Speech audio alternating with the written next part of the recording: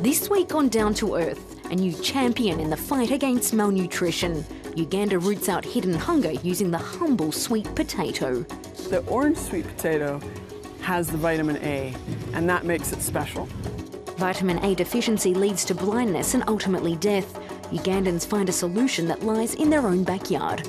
If it is made as natural as possible, as sweet potato, so much the better, because vitamin A can save life. What if we could go a step further? We meet the scientists behind Africa's first bananas genetically modified to be high in vitamin A. You can see all these are all transgenic lines. These ones contain vitamin A gene.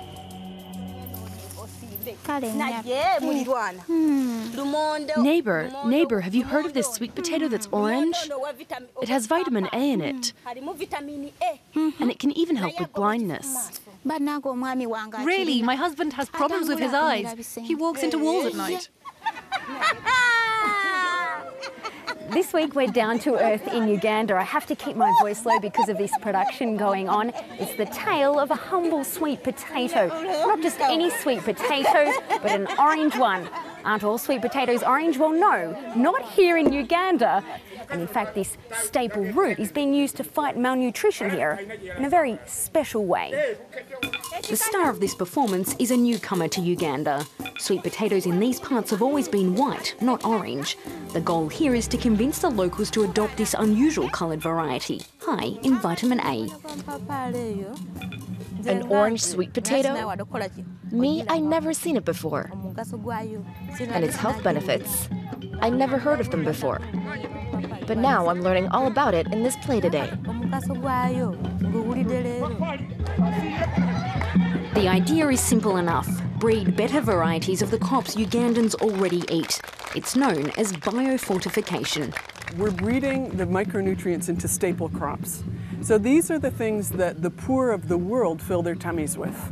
And so if you can improve the nutrition of that staple crop, then you will improve the health of the population in general.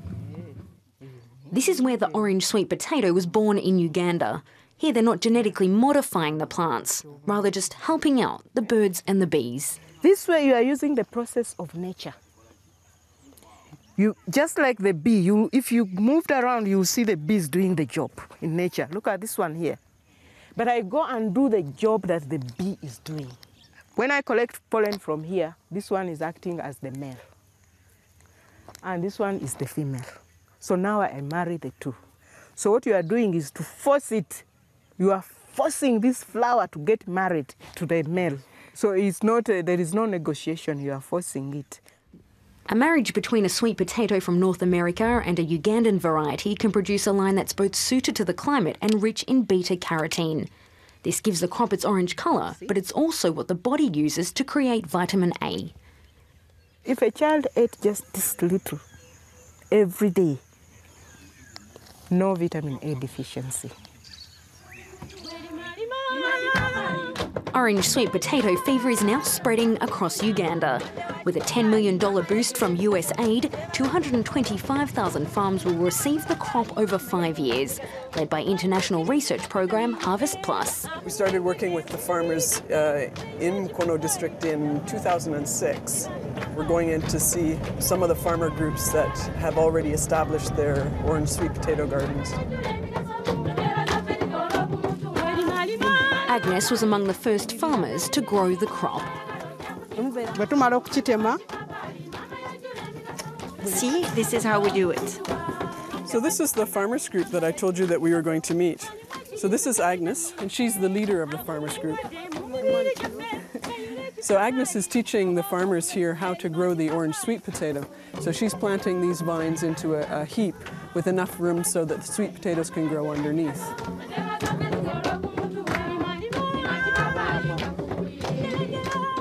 Look, after 3.5 months, the sweet potato has grown to this size and it's ready to be eaten. The orange variety has double the yield of its white counterpart.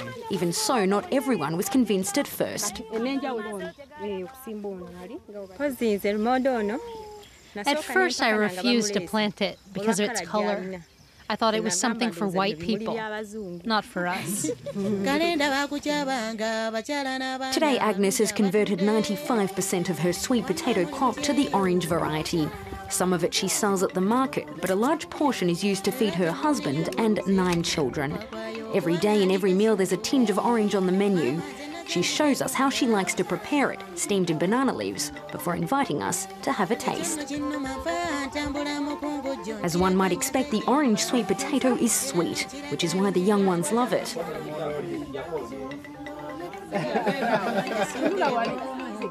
Early studies have shown that when malnourished children eat this food regularly, vitamin A levels go up.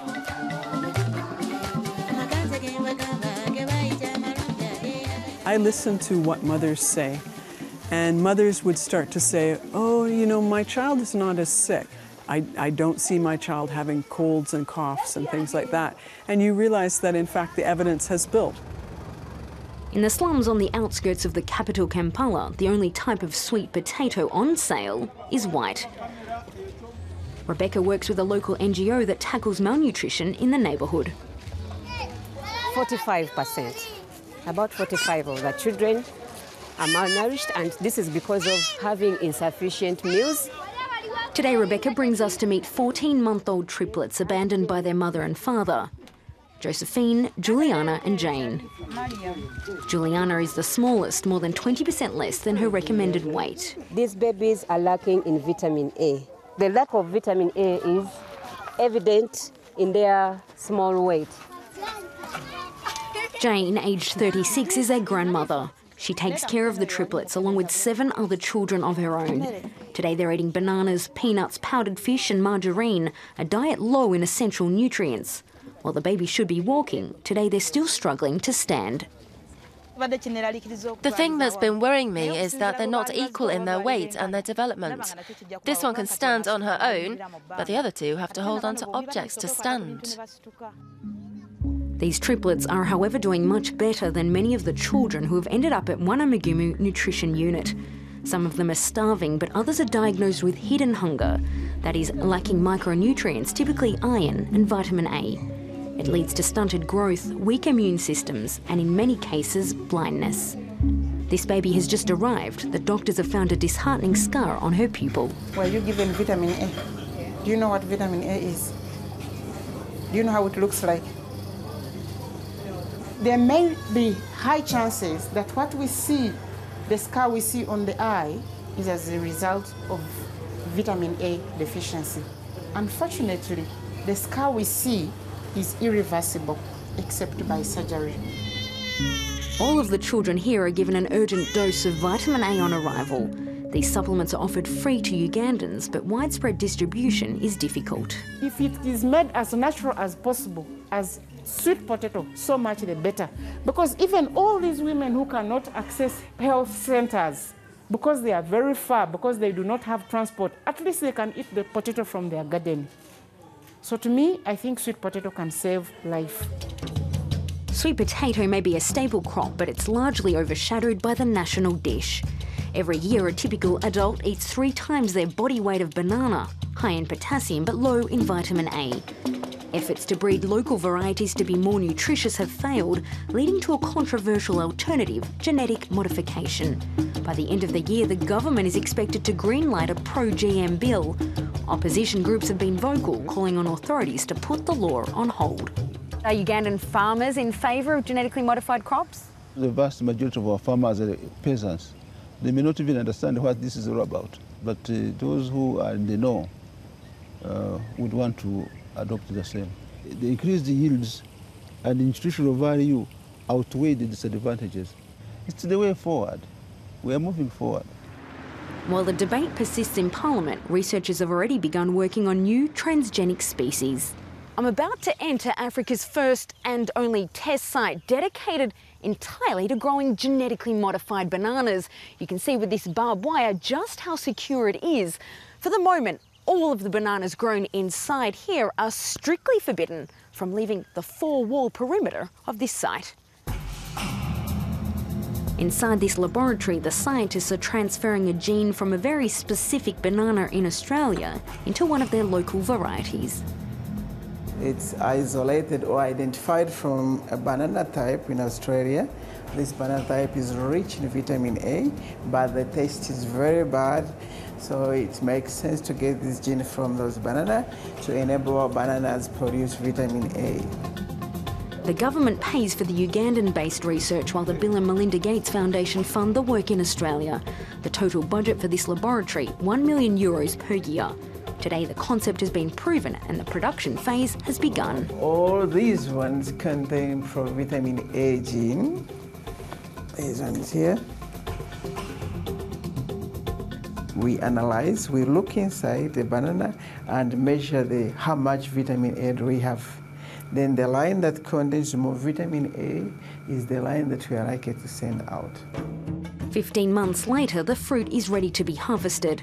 We're taken to see the best line, displaying 6 to 9 times the normal level of vitamin A. This is a banana finger from the upper banana that's genetically modified with a gene that increases vitamin A content. It looks like a normal banana, but not exactly normal because it's not purely white, you can even see it. But you can see the coloration is coming in and towards ripening it really turns orange. So the big question is, yes. What do these bananas taste like? We have not tested these bananas because we haven't got a law in place that allows us to test them here. So they could be disgusting. I do not expect them to taste that bad because we only add one gene and usually it doesn't change the taste. The challenge now is to repeat this success story with the matoke banana, the one Ugandans eat by the truckload. This is going to be the perfect banana, the perfect matoke banana. It will be the most desirable situation that everyone has this banana and they are accessing the nutrients. But the world's greatest banana eaters must first decide whether to embrace GM technology in the name of better food.